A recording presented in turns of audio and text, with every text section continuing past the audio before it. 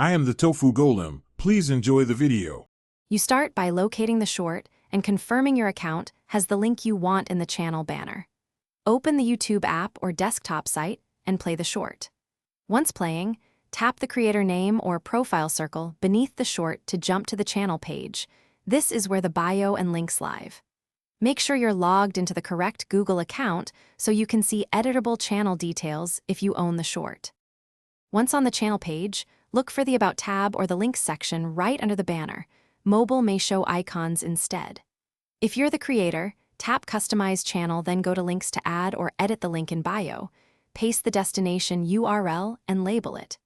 If you're a viewer, tap the visible link or visit button. Remember, desktop gives a clearer view for adding multiple links and arranging which one shows first. Finish by saving your channel edits and testing the link from the short by opening it in a new tab or tapping it on mobile.